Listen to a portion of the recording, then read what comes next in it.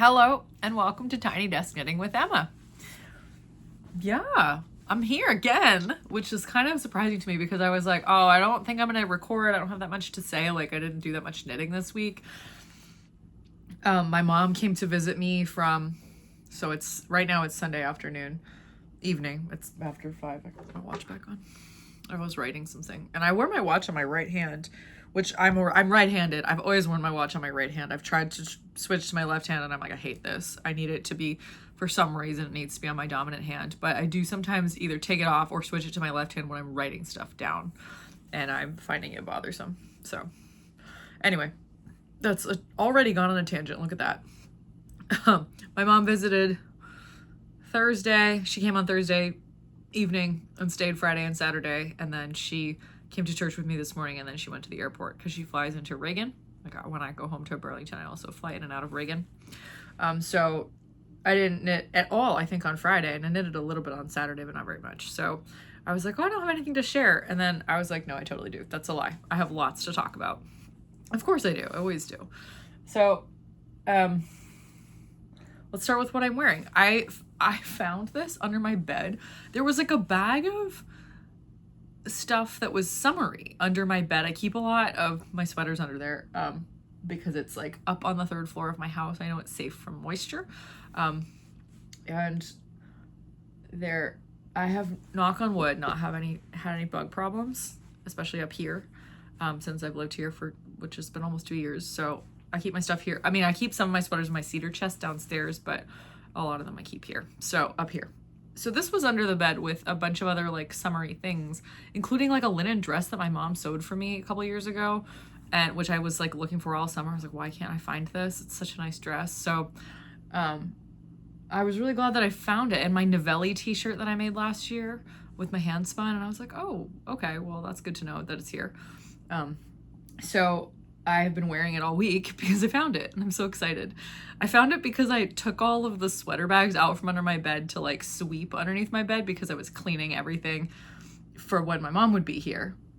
So I was sweeping, and then I was gonna like mop under the bed kind of with the Swiffer, and I had to pull everything out, and this was there. So yeah.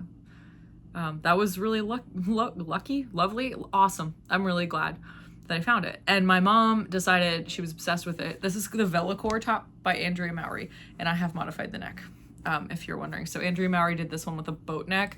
So it's like made in, it looks like a t-shirt, but it's actually, like you can see here, it's just a drop shoulder. It's basically a box. And in her original pattern, she has you knit in the round up to the armholes and then knit the front and back separately, but identical. And then graft together, and I think do the neck. The neck ribbing might be added last, or I don't know, because I've never done it that way. I did it in 2 pieces because I didn't want my gauge to change when I switched from in the round to flat. Don't like that. And I knitted it. So the back piece has 1 rectangle, and then I put all the live stitches just on a barber cord or waste yarn or something when I was done. Then I cast on the front identical piece, and I probably knitted until I had like 3 inches shorter than the back, put the middle, I don't know, however many stitches this is, on hold, maybe 30 stitches. Did a few decrease rounds, and then rows. I was working the shoulders separately, back and forth. The whole thing was back and forth. Worked the shoulders separately. Did a few decreases along the edge of the neck on each side, and then just worked flat until they were the same length. Like I did, the shoulders were identical. I didn't do any short row shaping on the shoulders. It's just a straight. And then I did a 3 needle bind off with the fronts to the, matched up the front to the back, and then the middle stitches from the back, and then the stitches that I kept on hold for the front. And then I did as the neckline and I also picked up the stitches along the edge of the neck on both sides, so that and then I did some ribbing, did the same thing on the sleeves, just picked up all the stitches around and did like just 2 or 3 little rows of ribbing, and that was that. It was actually really simple to make. I'll link the pattern, or the project page in the show notes in the description box. I can't remember off the top of my head right now if I put detailed notes on my Ravelry page. I hope that I did, because actually I thought it was a really useful way to do the neck modifications, and it wasn't hard. And maybe I found somebody else's neck mods and I copied them. I don't think that I did that. I think I've done that before for like Fair Isle things, like to learn how to knit Fair Isle necklines and stuff, but I don't think I did that for this. Anyway, I used Barocco Remix Light for the white background color, which is like all recycled fibers. It's like linen, cotton, wool, rayon, I don't know, a little bit of silk. There's a bunch of stuff in it. And they market it as a fingering weight, and it has the yardage of a fingering weight yarn, but it knits up more like a DK almost, because it doesn't stretch really at all. It's like kind of nubbly and it doesn't stretch, and it's actually really comfortable in the summer because it's not wool, so it feels less hot to me, although I think people say that wool is like breathable and stuff. And I used a Crazy Zauber ball, and then for the orange, and then the blue is a sock yarn that I hand dyed myself. So yeah, anyway, my mom kept talking about it and how she wanted to make one, and then I gave her some hand spun to do that, and hand spun, I think it was mostly hand spun that I gave her, and a skein of like John Arbon Exmoor sock that left over that I had for the extra fun colors. The whatever's that's blue in this, the accent color. And she was gonna get like a light oatmeal color for the background. I advised Harrisville Shetland. She could get it on a cone, and that would probably be like one cone would probably be enough. So I don't know what she's gonna do, or if she's gonna do it like within the year or at all. But she was really liking that, and it made me want to knit another one. I was like, I love this so much. I would knit another one, but I probably don't need to. But if I had to do this again, I actually would use wool. I would not do this again in that Barocco Remix Light. But if you like cotton or any yarn that doesn't stretch, try it. It was nice. It was an interesting yarn. I'm glad I knitted with it. I learned something, so that was fun. And yeah, I love this top. And again, I'll link the project page in the show notes so you can check it out. So I did actually finish something. I just finished these socks, and this is the Meg March socks that I was working on that I've been showing a couple of times. And yeah, so I didn't really have a lot of sock mojo these last few weeks, or knitting mojo, because I was busy with school starting. But I got enough mojo back to finish.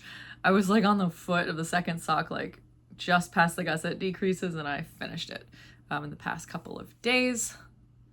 So yeah, actually just the last 2 days, I think, yesterday and today. So obviously these aren't blocked yet, but they are this kind of dusky rose color pink. I dyed these, or I dyed the yarn a long time ago, probably in 2020. And I'm excited to release this pattern next year with a bunch of other Little Women socks. That's the next series I'm going to do after the Jane Austen ones. So I'm planning to knit another pair of socks soon. Probably will cast them on like very soon. If not tonight, then soon. I keep saying soon as though that means something. And I think I'm probably going to start by finishing this Lydia Bennett second sock. So this is the first one that I made. This is probably blowing out because it's so bright. This is also not blocked. This is a Lamb's Pride sock yarn. Factory second that I got at Rhinebeck last year, 2 years ago, I think. So you can tell it's not blocked, but it is fun. I'm excited to knit the next one. So I have a notebook. Let me just go get it. Okay. So I have this notebook, which was at my parents' house. I think my parents got this for me, probably when I was about 14.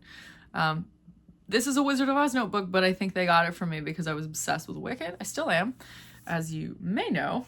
It does say the Wizard of Oz on the back, but I had never been written in.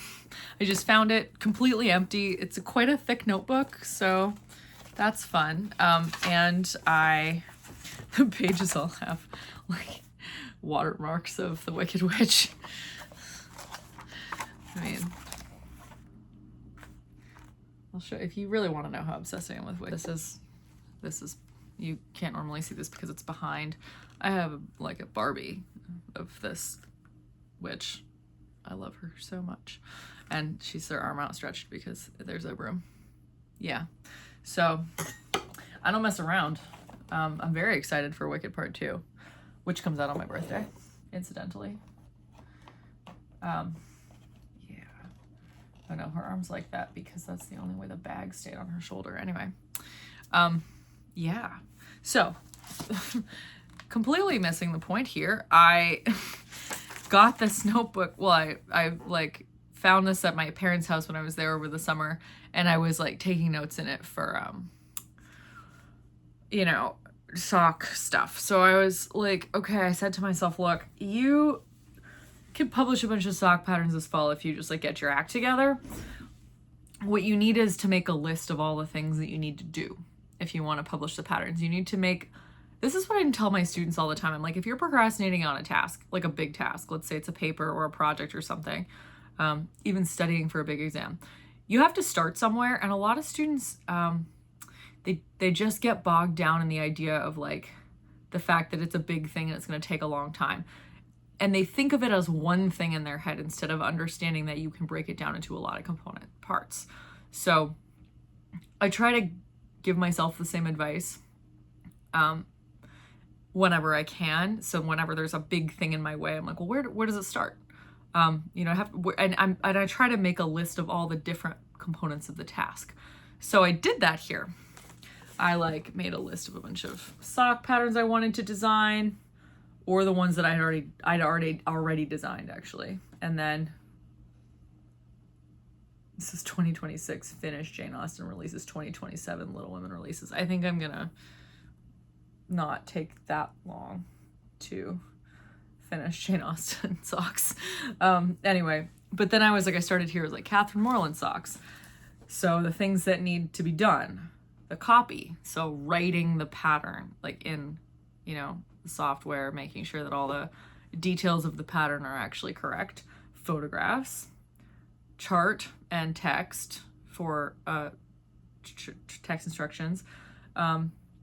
Create it for multiple sizes, yarn suggestions, and then a red and yellow sample. Goal pattern release date. I wrote September 1st, and then I edited it to October 1st because I switched it with the feather socks. And look, the only thing that really needed to be done was this. Made the sample. So those, like, everything is checked off. The Catherine Morland socks are ready to go. I will be releasing them on October 1st. It'll be really exciting.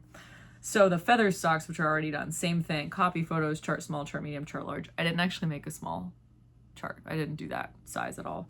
Written instructions, yarn suggestions, third sample, goal pattern release date. I wrote October 1st, but it's done, so September 1st. So Lydia Bennett socks, that's my goal pattern release for November 1st, and nothing is checked off. This is all empty. So finish yellow sample, pink sample, copy, photos, charts, text instructions, yarn suggestions, goal pattern release date November 1st. So I have to do all of those things, but like, you know, all together it could seem like a really big task, but like separately it's not really. So, and then I have Glinda and Alphaba cowls. Oh yeah, I'm gonna release those on November 21st on my birthday. I try to do the Mrs. Bennett socks for December 1st, but I'm gonna have to make a couple samples because I only have one, and it's in my hand-dyed yarn. So I try to make samples in commercial yarn and not all of them in my hand-dyed yarn. Sometimes that doesn't happen, but you know. So like, that's what I've been trying to do to like actually get my act together to make sure the patterns get done.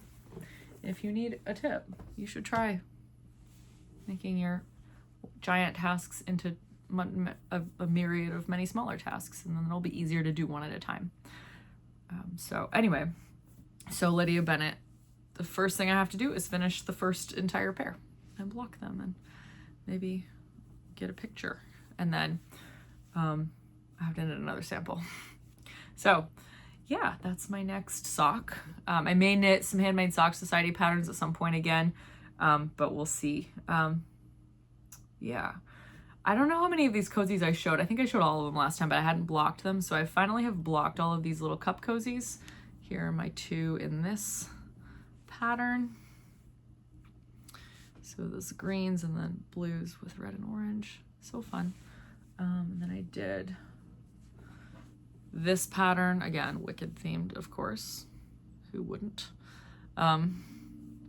I love this one. I think it's really, the greens are really fun. I actually love this one too. They are both. I love this particular Selbu like star with the like a lot of it empty on the in the inside of the petals. I think it's a really I think that's a good motif. I love that motif. Maybe I'll, what's that noise? Oh, my window's open so I can hear a car with very loud music. And then I made another one of my original starry cozy. This one doesn't have its ends woven in or blocked, but it's also not blocked. But this is the original one. If you want to buy this pattern, the starry cozy somewhere up there. I, as usual, used Shetland yarns for this. Actually, I think the white of this one was the Rauma like tighter spun. It's not Finalgarn or Lamelgarn. It's like the one that they suggest for like real Selbu mittens. So I'll figure out which one. Gammelzeri? Rauma Gammelzeri, I think that's what it's called. I'm going to make sure that's what it's called, but it'll be in the show notes in the description box. The rest of these are Shetland. The top one is Spindrift, Jameson's of Shetland Spindrift and Surf. The turquoise here is like 71 JNS. The darker teal here is like 41 JNS. And then the purpley blue is the Periwinkle JNS, which is like 120 something maybe. I have no idea, honestly.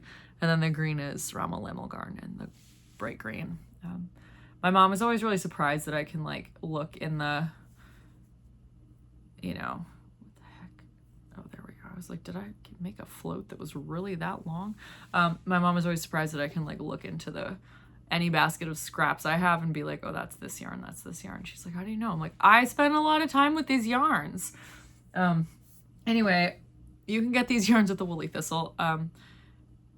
You should get all your woolly wool there if you live in the US. The link's somewhere up there. I am an affiliate, and if you click that, it will populate the like code box with my code, which it's not a discount code, but it's an affiliate code. So if you use it, then I get a small kickback at no extra cost to you, which really helps my channel.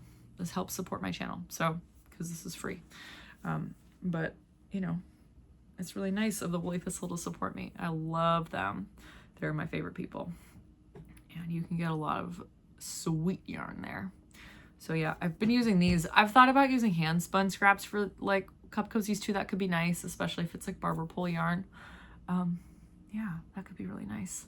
So those have been really fun, and I will be making more because I'm gonna sell them at my aunt's pop-up in November in the Bay Area, as I've been talking about. So I will probably be releasing cup cozy patterns, like different patterns. Maybe I'll do, okay, I have to write this in the notebook so that it's gospel, or that it's in writing, so that you guys can hold me to it. I also use this notebook to like write down what I was doing every day when I was doing my whip challenge to like keep myself honest. Okay. Mug or cup cozy. It's not a mug cozy. You can't put a cozy around a mug. I mean, you could. It would just be stupid because the mug keeps, well, the mug has a handle. So anyway, travel mug. It could be a travel mug, I guess. Cup cozy. What if I release one, if I make 4 and I release one pattern every week of December? Let's say we start with December 1 and I release one every, whatever December 1st is, which is maybe a Monday. I feel like it's a Monday because I think November 30th is Advent 1 and that's a Sunday and there's no 31st day of November. So this is just me making a random guess. I might be wrong, but I think it might be. Anyway, so December 1, 8, 15, and 22. Let's say, well, I'll release some of these. This should not be hard for me because all I have to do is make sure there's pictures of each one. And because the charts are made, I just need to put them into the template pattern that like I have for the original Starry Cup Cozy. But yeah, I usually do a chart in color, like different colors, and I try to make it easy to see the difference, but I'm thinking of also just including a black and white chart if you want to make sure that you can see. Oh, she lost her hat. I was like, what is that on the ground? My alphabet Barbie lost her hat. Anyway, you can see that it's just higher contrast. So maybe I'll include both in like a separate, PDF or something. Anyway, yeah, maybe I'll release the patterns in December. That's fun. Somebody told me, who was it? That I should, maybe it was somebody in the comments. It's like, you should send kits to knit, people can knit their own. And I was like, that's a good idea. Oh, somebody told me I should send my hand spun to sell there. And I might actually do that. That could be a thing. I have to ask my aunt if she knows any knitters. And if she does, that would be great. So that's fun. Okay, moving on. When my mom was here, so we did a bunch of stuff together on Friday. I took the day off and we went to IKEA. She wanted to go to IKEA and we did. She just likes to get all the little organizing things that they have there, the like 29-cent plastic trays to like organize her sewing drawers in her cabinet, I guess. She wanted to get like tray inserts, but they didn't have any. They don't make them anymore, so she got little little tiny little baskets to go in. I actually got a couple of big like under bed storage bags for my sweaters so that I can actually put them all in like big kind of bag things. And that's fun. And then we went to a fabric store. Can't remember what it was called. I'd never been there before. I'd never even been to that neighborhood before. But I think some of my friends live over there from Run Club. It's like behind Lake Montebello. Anyway, up like Hartford Road.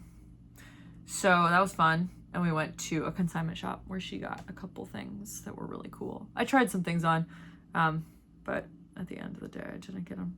But they were nice. Really, it's a really nice shop. It's called Redo, like redo, but D-E-U-X, like do, like the French word for two.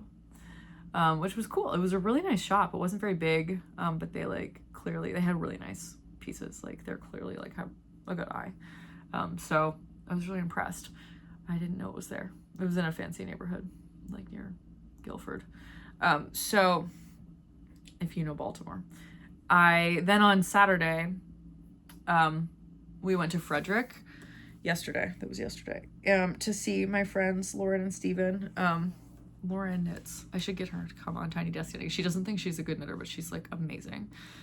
She just learned how to knit like a year ago, and she got some kits from Wool and the Gang, and she made these like beautiful sweaters. And I was like, yeah, you're a good knitter. You are excellent, actually. So you were born for this. Keep knitting. So I want her to come on Tiny Desk Knitting because she is so fun. But we'll see. Lauren, if you're watching, you got to come on Tiny Desk Knitting. I don't know if Lauren and Steven watched this, but my mom, they met in her class and she was the officiant at their wedding, and they're really good friends of mine. That's how I met them, through my mom. She used to make cookies for her students, and they were among her first, like they were in the freshman class when she was, the first year she was a dean of the Honors College at UVM.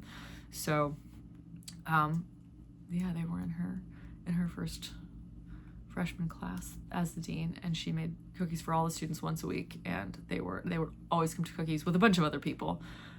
There was like a little group, and I would always go and help out with cookies whenever I was home from U of T, because my breaks were different from theirs. So I got to know like the core of them pretty well. There were like 5 or 6 that I knew, and Lauren and Steven, I was the one who was like, oh, they're such a nice couple. My mom was like, they're not dating, and I was like, well, they will be. And I was right. And I find it really nice that we're all still friends.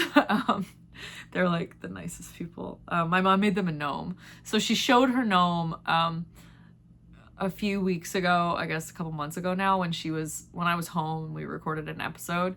She showed the book. I don't know if she showed the finished gnome, but it's really cute. And she gave it to Lauren and Steven because Lauren loves gnomes, and they loved it.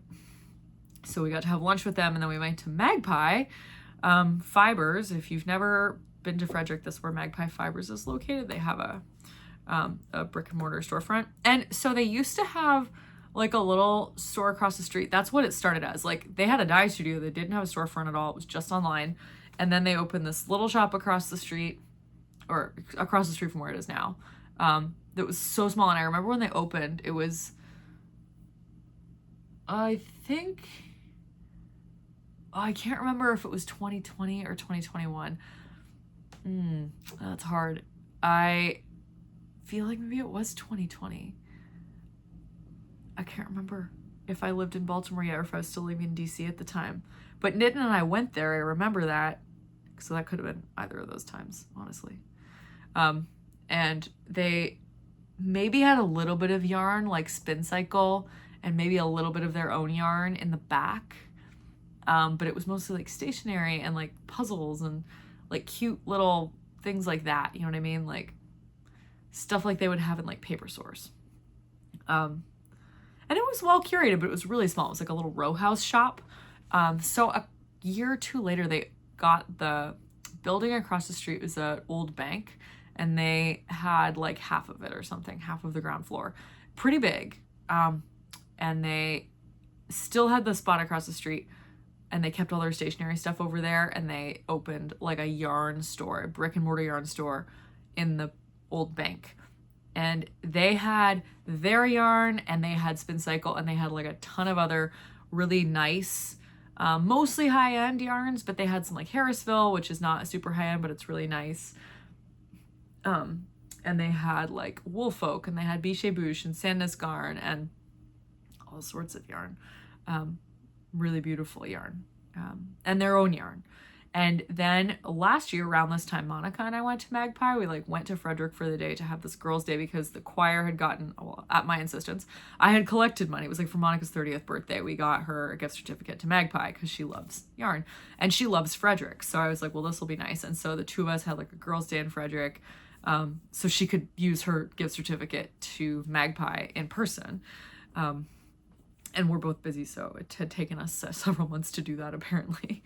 But we finally got there. We were so excited. And then everything, like all the yarns that weren't Magpie brand at Magpie were like 30% off. And we were like, whoa. So we got a bunch of yarn. Like I got some Woolfolk yarn and some other stuff, I think, that I probably haven't touched since then. But we were like, what is this about? Not Spin Cycle was not 30% off, but all the rest of the stuff was. And I don't know if they told us at the time. We must have guessed. I'm sure we discussed it at length, knowing us. We were talking about how like maybe they were going to stop selling other people's yarn. And we didn't know why. Maybe like smaller profit margin or something.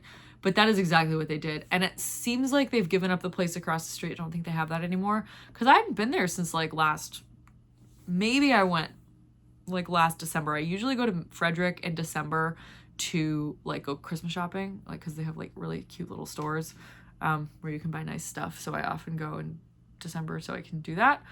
So I maybe had gone in then, but I don't even really remember.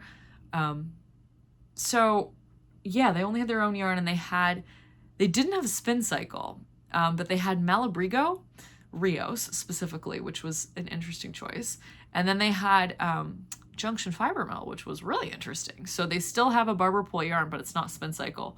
So I don't really know what went down between Magpie and Spin Cycle and like all of those other smaller. I think that something went down, but I don't know what it is, and I don't want to gossip, but I'm kind of interested. So if you know, let me know. But I was like, wow, okay, so you guys are just like really turning inward, which yeah, probably turns a larger profit margin, but yeah, feel free to tell me in the comments or speculate.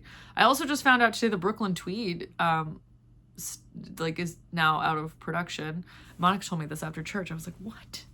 That's so sad. I love Brooklyn Tweed, and they have beautiful patterns, which, you know, the patterns won't go away. But wow, what an amazing company.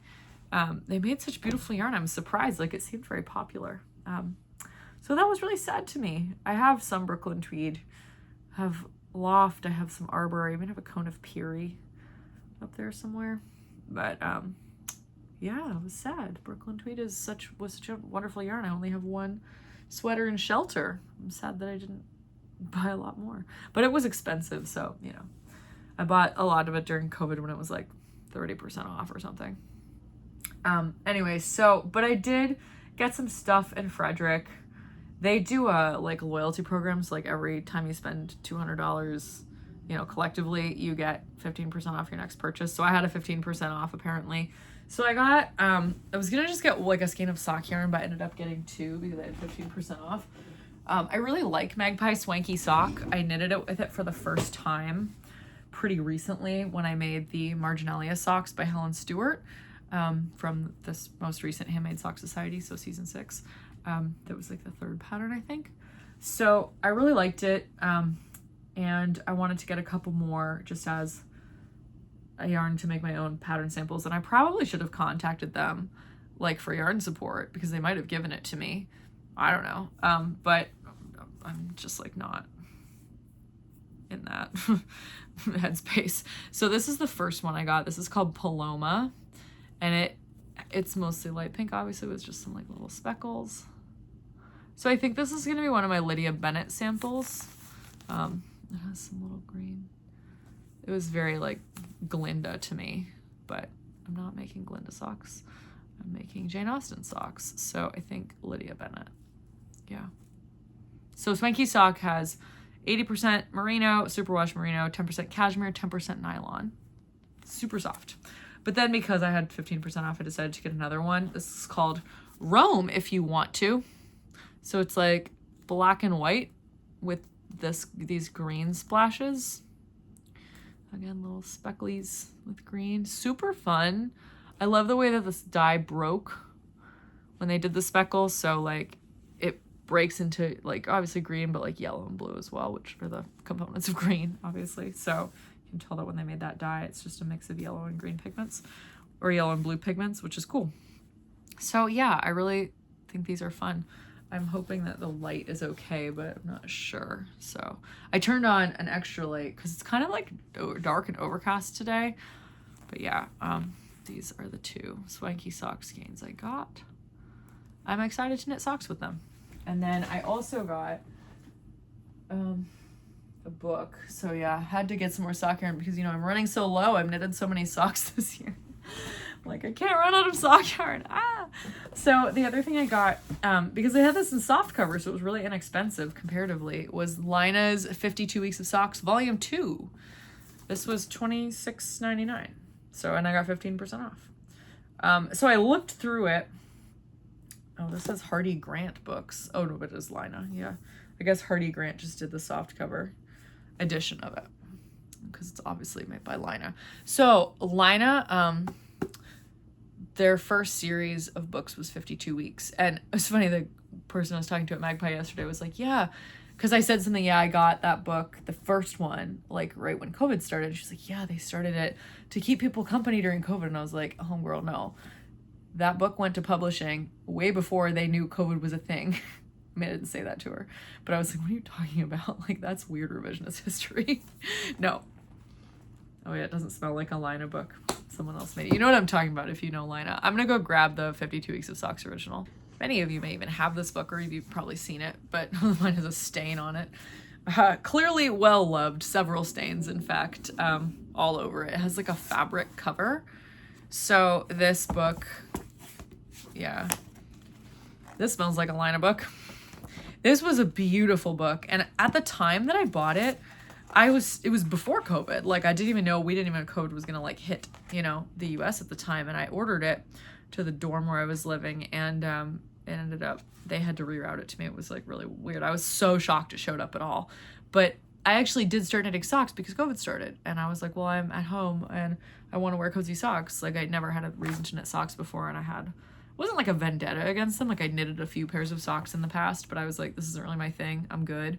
But like, maybe it will become my thing, I guess. I wasn't like, you know, writing it off completely.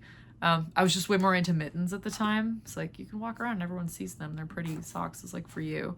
So, but I ended up buying this book because I was like, well, I found it for like, you could get it for like 30% off or something because it was like a factory second. Like, it wasn't perfect. So like, it didn't have a bookmark or like a ruined bookmark. And I was like, why do I need that? Like, as long as the content is fine, I'll get it.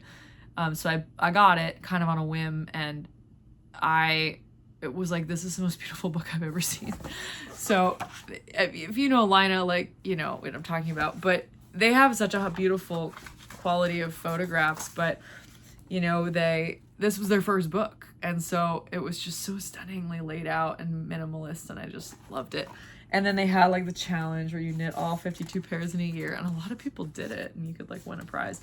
I super did not. I knitted a few pairs, but even now, like looking at this book, I'm like, there's a lot of these socks that I would never knit that. Like the technique is too complicated or like not interesting to me, and I'm like, that looks weird. And like, okay, but like this one, I would knit this one. This is like a, you know, top down kind of fun pattern, although it looks a little complicated. There's a lot of twisted stitches, there's a lot of lace, it's pretty complicated, so I wouldn't probably design something like that, but maybe if I wanted a challenge I would knit it.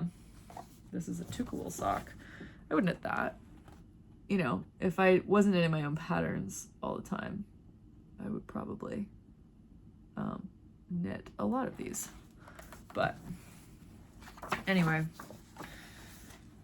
I shouldn't go through and spend a lot of time showing you these, but I did knit a few. Let's see if I can find the ones that I knitted, just for fun, because I don't have a lot to talk about today, so I might as well go through this entire freaking book and be like, oh yeah, let's take a trip down memory lane. I truly probably only knitted like 2 or 3 pairs from this book. So, oh, I knitted this one. This one is really cool. So there's not a big picture of it, but it has this like lace pattern that wraps around the leg and then goes down the front of the foot. And I made them, and they were way too big, but they were a delight. So you can see there, it wraps around. Can you see that? Yeah, that's in the frame. It wraps around the leg. Yeah, it was really cool. So I really enjoyed that, actually. That was fun. Knitted those. What else did I knit? I tried to knit like several, but like, you know, when I first started knitting socks, I just didn't really know what I was doing. Like I didn't know what size needle to use. I was kind of just like shooting random shots in the dark with a lot of it. I did make these stone. I made those, and those were with slip stitches, and they were really fun. I enjoyed them. They were bright red. And I had dyed all of this yarn myself, like at the beginning of COVID, and you know, just wanted to make socks. I guess I wanted to try that. So I was lucky to have the time that I had to like experiment with them. There's noise coming from downstairs. I'm not sure if it's the dryer or if Jordan is home. She was at a conference all weekend, so maybe she came back. But I don't know. I didn't hear the door open. Maybe she is home. It's usually, I often hear the dryer, like a button will hit the, you know, wall of, yeah, that's the dryer. Washing a bunch of sheets and towels. Because my mom was here, so often you'll just hear something hit the dryer wall. Maybe just Jordan. Oh my God, I'm gonna gaslight myself. It doesn't matter. She lives here. She's allowed to be here. So yeah, I made those. Oh, that was pretty. I didn't make those, but those were pretty. Oh, this is a Hoki Locatelli pattern. There were a few that I definitely attempted to make. I wanted to make these ones, but they had a short row heel, and I was like, I don't know if I want to do that. And it was like at the time when I hadn't really realized that you could just put a heel flap and gusset in any pattern, basically. So yeah, that's got to be the dryer, because Jordan wouldn't be opening and shutting a door like a ton of times. Anyway, it doesn't matter. Sorry, I'm just talking to myself. Apparently people find this entertaining. Some people don't, and they'll tell me in the comments, and I'm like, okay, cool, good for you. And then people will like defend me, and I'm like, I love that. But you know, I don't do this for money.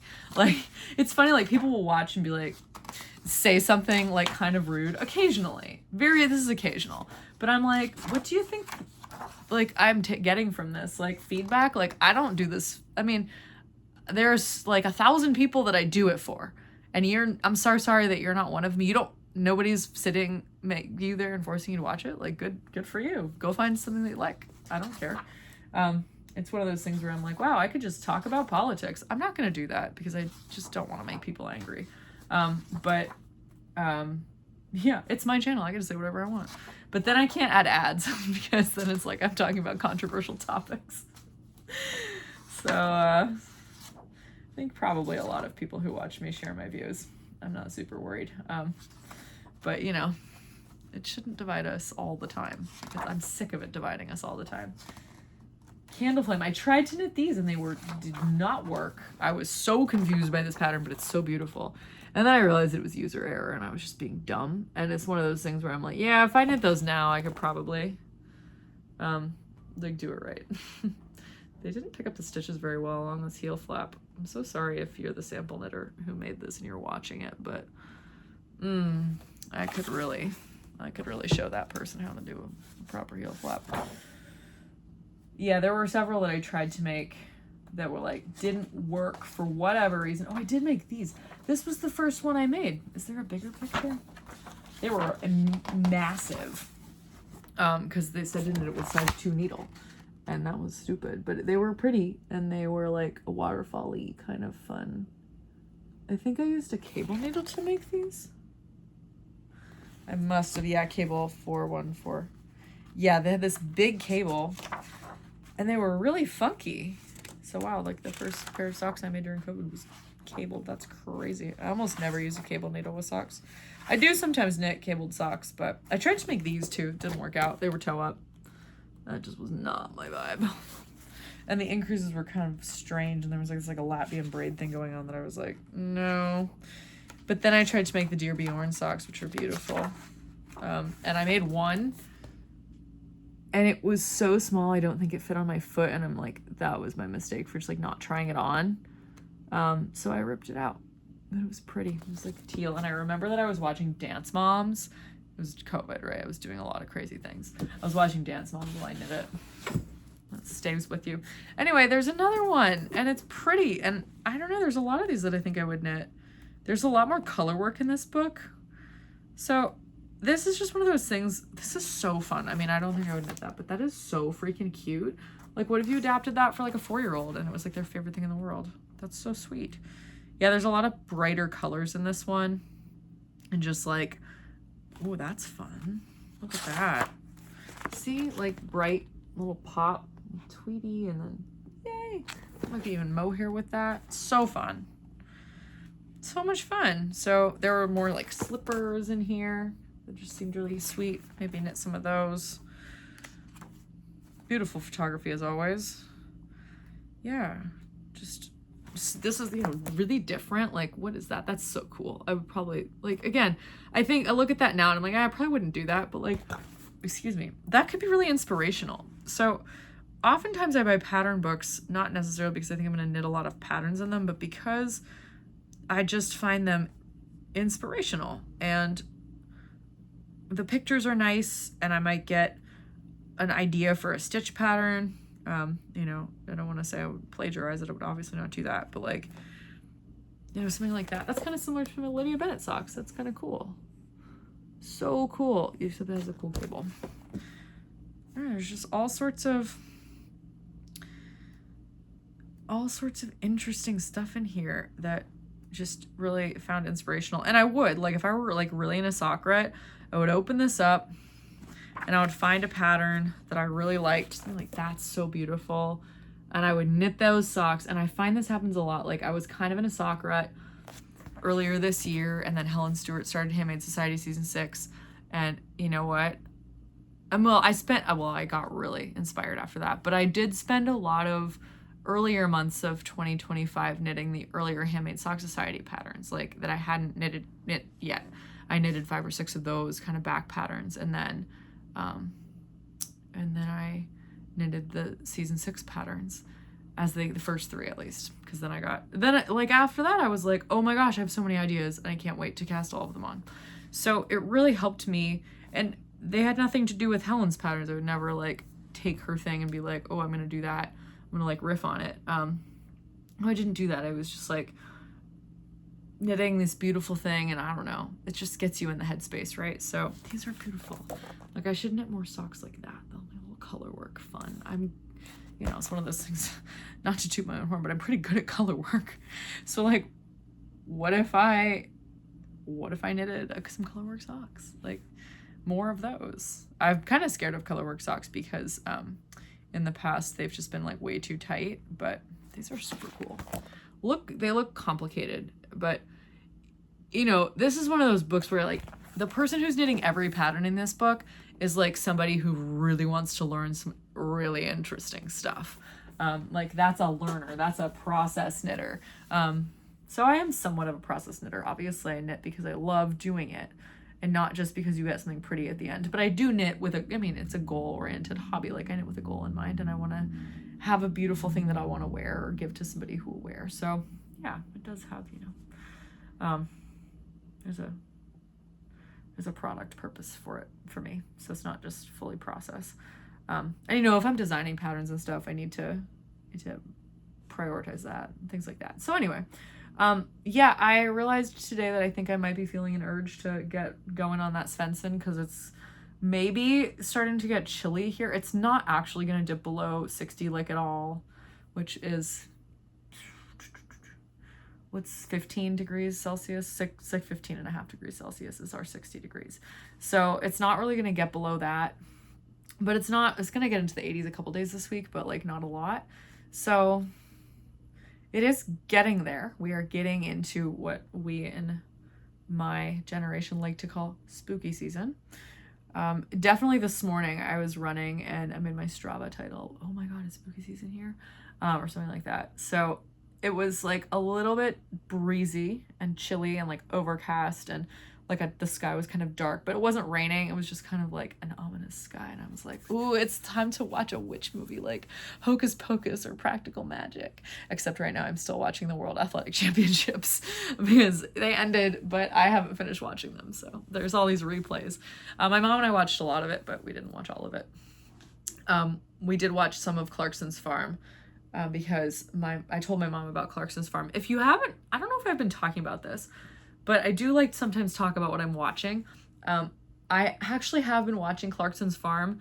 So if you don't know what that is, it's a show on Amazon Prime, and it's like, I assume most people in the world know who Jeremy Clarkson is.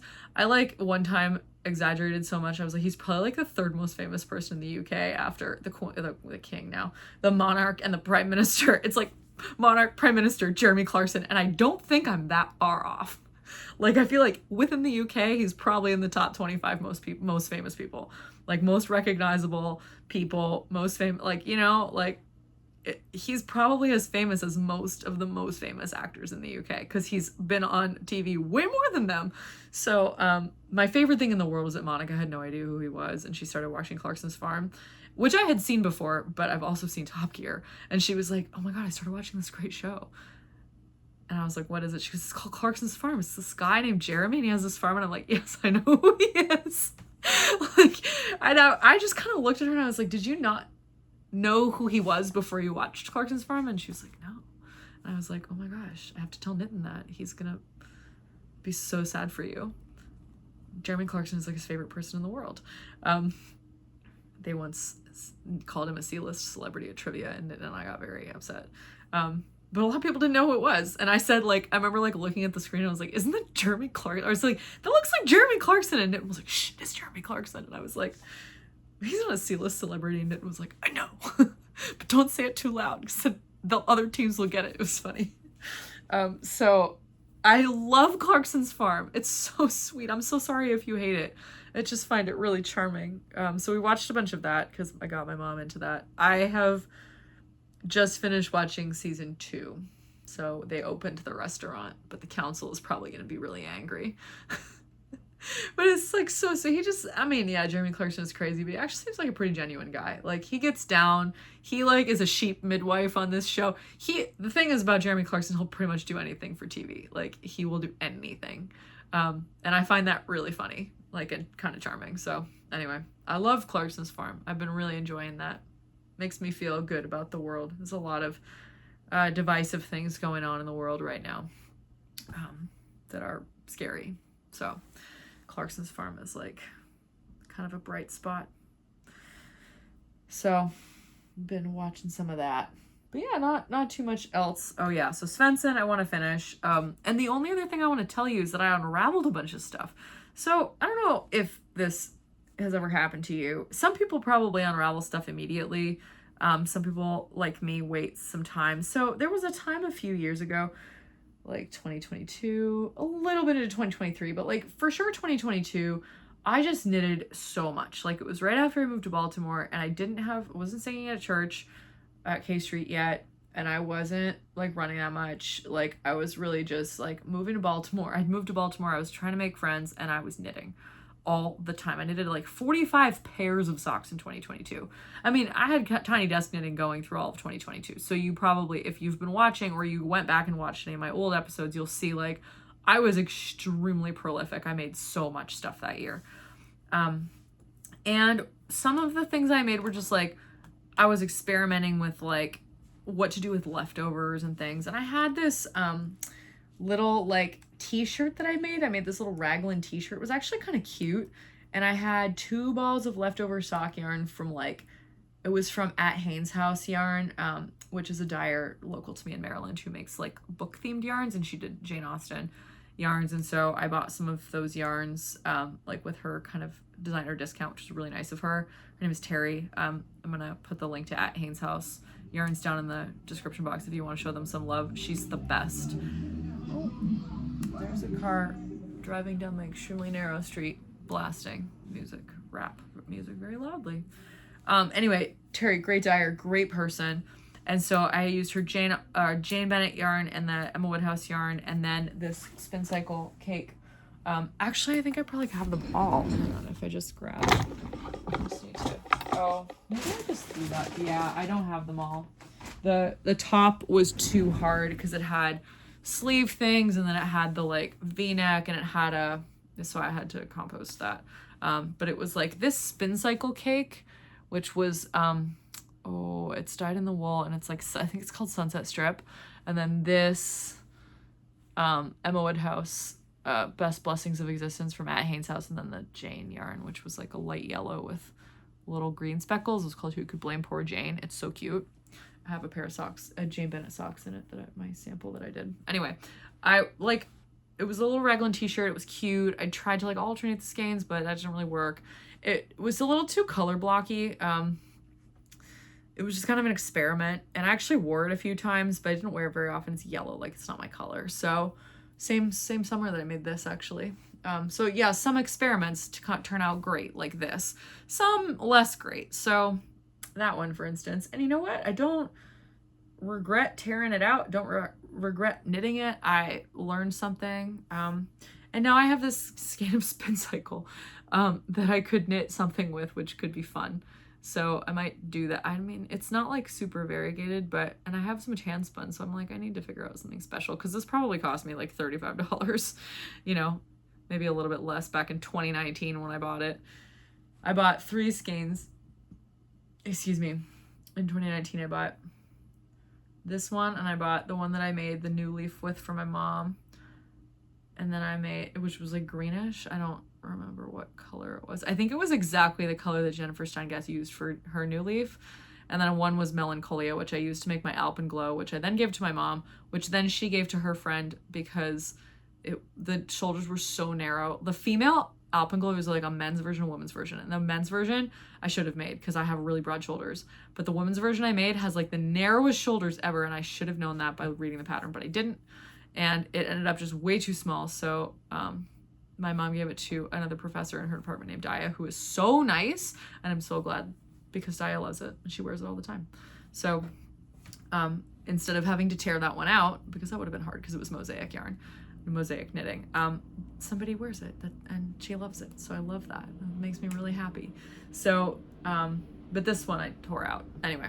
And then I tore out this like red hand spun top that I had made 2 years ago that didn't really fit. Like I often make these tops and like I for some reason follow the pattern that says like make it like, 10 inches from here to the hem. And that's way too short for me. I hate cropped shirts. I hate them. So I do not like to wear them at all. And I never will. So, yeah, I tore it out because I was like, I never wear this. It's too wide. So it like billows out. It's not good. So you can see here also that like the hand spun, I ran out. Like I thought I'd have enough to make a shirt, didn't. And then I had to like order another bump of the fiber, and it was like a different dye lot. So this one's in 3 bits. These are all from the same ball. And then this one, so I don't know if you can tell, but this one is like way more black in it. Yeah, I think you can than this one does. So they're basically just 2 different like dye lots. And so it also like pooled and it looked bad. So it was just an all around like bad shirt and I was never wearing it and I never would. So I was like, I'm ripping that out because I could repurpose this yarn and do something interesting with it. And I'll probably have to alternate skeins, but I could make a variety of hats, make a shawl. I don't know, make a pair of mittens. Could make a hat and a pair of mittens and use like one skein for the hat and one skein for the mittens so it's like not obvious. That would be cute. It doesn't matter. I don't have to use it right away, but it's just like better than it would be if it were sitting in a bag under my bed for the rest of eternity. So it was in the bag with this. Both of those pieces were in that bag. So it was good to do that. It was cathartic. I also have to do that with the Paul Clay sweater. I might have to add an increase round too because I think it's just too small. I think it was just too narrow for my shoulders as well. So I need to like take the top section off probably. I think it needs just a bunch of surgery. I probably should just undo the whole thing, but I won't do that because I'm not crazy. So that's pretty much all. Yeah, definitely unravel some stuff if you want to. It will feel good. If you don't use it, repurpose that. Yeah, some people get really upset if the yarn will be all kinked up like ramen noodles, but you can just reskein it. If you have a Swift, you can turn it back into a skein, or if, like me, you spin and you have a nitty knotty, you can also use that to reskein it, and then you can just soak it in water and dry it, and the kinks will probably come out. So if you're worried, you can do that. But yeah, that's pretty much all, and it's now 6:30, and I need to go make dinner. I'm gonna make enchiladas because I have a bunch of leftover like taco stuff that I can use to make enchiladas, so it will be really easy to just do that. But I'm getting hungry, so I also made a smoothie for myself because I was so hungry and I just have forgotten about it for the last 56 minutes. Because that's what happens when you start talking about knitting.